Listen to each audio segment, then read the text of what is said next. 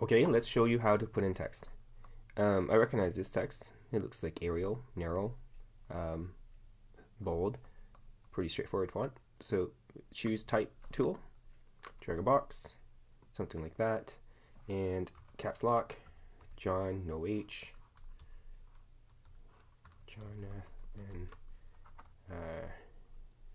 toes actually. Anyways, there you go. Highlight that. Bang, bang, bang. Get it around the same size. Again, if you want to match it up perfectly, you can just drag it over there. And you can see it really closely. Let's zoom in. As you can see, it needs a little bit more height. There you go. So you choose correct font. You can go to character. You can actually just go here. The only thing with this is if you choose character and select the font from this list, it gives you no idea or no hint about what it might look like. Now, if you know which font it is, Arial Narrow, then you're good to go. But if not, then character, and here, choosing the font, lets you see a sample of what it might look like. So I chose Arial Narrow, but it's probably Narrow Bold. Let's see. So you can see it gets really close. So let's just collapse this. Oops. It's close. It's the right height. You can see that it's a little bit longer than it should be. So there's a couple of things you can do. One thing you can do is go into character and you can do some tracking or kerning. Now kerning is space in between the characters, so you can change this so they get closer and closer. Tracking just slides everything over by the same amount, which essentially is like scaling. So kerning probably won't let me kern. Yep, it won't let me kern, but it will let me change tracking, and you can see as they move in closer they might start touching. So if we get into here, you can see that's about the right width, but you can see now they're all touching, so that's maybe not what we want to do. So I'll just back out of this. We'll go back to our original. And the other thing we can try, so that was tracking. Again, kerning is changing the space in between them. Tracking, very similar, but it changes them by set value. So the other thing we can do is we can skinny them up. So right now, this font is X width, but if we press down, we can change it by percentage. You can see it's pretty okay. This does a decent job. Like that. Really close. You see the O is a little bit different. I don't think anyone's going to worry about that. So that's okay. So that's scale, horizontal scale using character. The last way to do it, which is something you would probably have to do anyways, changing it to text, because lines, because if you take a look at this, this is pure text right now. If I use the type tool, I can still select it, I can highlight it, I can edit the text. But if we go Control Y, you can see it's text. It's not actually lines. So Control Y. A nice feature of Illustrator is if you type anything in typeset font, TrueType or OpenType, whatever you want, if you go to create outlines, it will actually change it into outlines. And now if I press Control Y or Command Y, you can see that it's actually lines now. And the nice thing about lines is I can just take it and scale it by just manually dragging it over. And you can see that's very similar to what I had just done with horizontal scale. Very similar, in fact. Now, if you really wanted to change the O so it's a perfect match, you can. If you think it's close enough, that's good too. Now, to scale, you can see we're off the scale a little bit vertically, so you can just drag it. And horizontally we're off a little bit, so we can just drag it, and there you go. That's it. Now that's lines, it still has the same command fill and stroke. So we can go over here, we can make it white with a black stroke, no black stroke, so we'll just choose it to come to the front and take off the stroke, and you can see it's right there. Now we'll just ballpark it, just because we're ballparking everything right now. You can put it in. There you go. Blackhawk, same deal. So let's slide down really quickly. This one's a little bit more of a guess for me because I'm not sure what font it might be. Sorry about this scrolling. My mouse is double scrolling instead of single scrolling. There. Again, now you can just drop a cursor. You don't have to draw a box. And caps lock, black box. There we go. And I can move it into place. Now it's a little bit difficult to see. So I'll change it to white with black fill. Now this is Arial Narrow, but you can see it's not quite right. I don't know. Is it close enough? You can see the K is quite different. The S is a little bit different because it's more of a not so smooth down the middle. It's got this straighter, flatter curve down the middle. So what I can do is I can sample a lot of the fonts by just selecting it and then arrow down. Now once in a while I'll stop. So I can go up, but I can't go any further because the next font below it, which is Apple Braille, doesn't have a regular. So you have to skip it.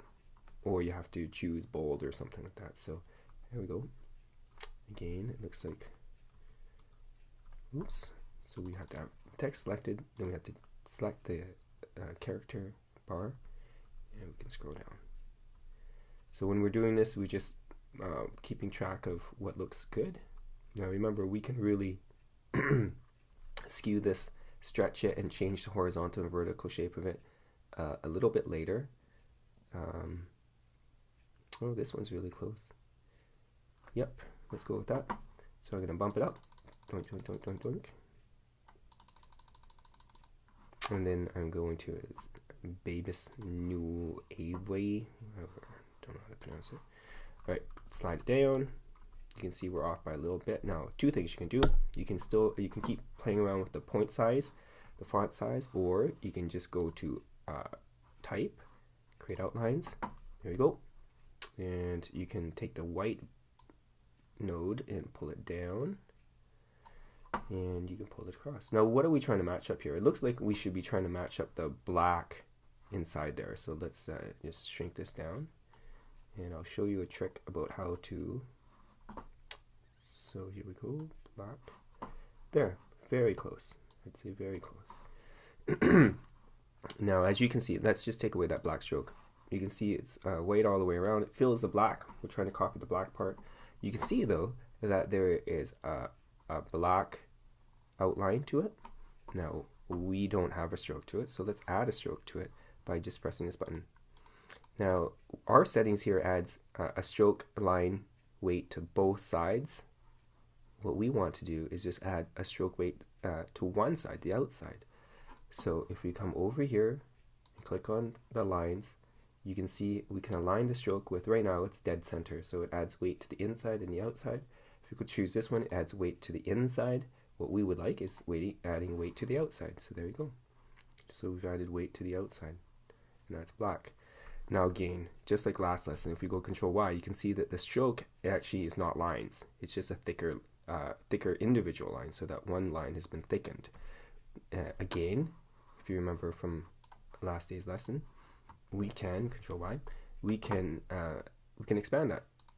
So what we're going to do is we're going to use our trick from last day, and we're going to expand the appearance. Now remember, if we expand appearance, it's going to add not just 2 lines, it's going to end result with 3 lines. So we will come in and give the fill no fill, and then we're going to go to Object, Expand Appearance, and there you go. So it's expanded it. So again, you might be saying to yourself, well, we need the white back. If we need the white back, we just select all. And now before we do that, what we can do is, you can see there's all those overlaps. So what we could probably do is, we could solve a problem really quickly by going to Pathfinder and merge. And you can see we merged it all. And then now what we can do is come in and ungroup it and right click. Oops. Remember, right click, release compound path, turns it black. Now we'll unselect the outside, and then we're going to keep all the inside, and I'm going to change that to white. Now you might have to fill a little bit, but there we go. And what we have done, Control Y, is these guys here, unfortunately, have also been changed to white. So we can just hand select these ones, and we can change these ones back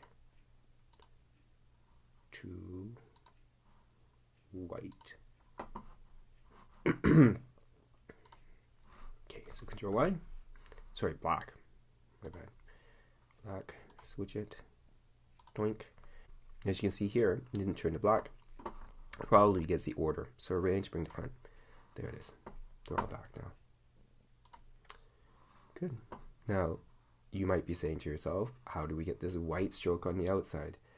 How do we get the white stroke on the outside? Well, again, we add a stroke weight to it. And we have to go back to our align setting, and we want it to align stroke to the outside, not the inside. And you can see we've got it back. This one's pretty straightforward. Come to black, no fill, and we're going to object, expand appearance, bang. Now you want to release the compound path, doink. We not unchoose the outside, keep that side, change it to black, flip it, doink. It's on the bottom, so what we have to do is we have to bring it forward 1, arrange, bring forward 1, and there it is. Now the only problem is if we take all of this, so let's take all of that and just move it. Oops, sorry, taking the card with us. We don't want the card with us, so move it down. You can see actually we have our colors inverted a little bit. This should actually be golden or brown, so we can sample that. Let's see what happens when you sample that. There you go. And this part should be black, so let's just pick those ones. Doink. Pick, pick, pick, pick. I'm going to sample black for that one. Excuse me. So you use the sampling tool, black. You know what, let's go pure black.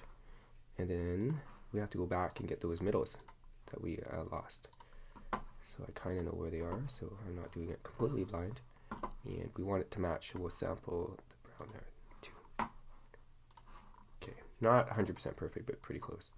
So now let's take that.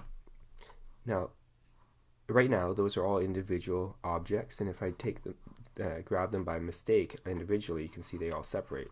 So one thing we can do is come in, select it all, and we can Command G it, and what happens is it groups them together. So now there's like a staple or an elastic band holding all of that together. Although they are individual objects, they've been grouped together. Let's place it right here. I think it needs to be positioned better, but there you go, pretty close. And that is pretty fast. So, oh, my yellow. That's because I moved it earlier. There we go. Pretty close. Nice. So we're getting closer to our finished product. I guess now what you have to do is go in, finish up with the OPG, which you can probably find online and trace your preferred image there, and then your photograph that goes in there. It's really close to being done. Probably not the finest product, but as a short tutorial on how to get one done, it's pretty okay.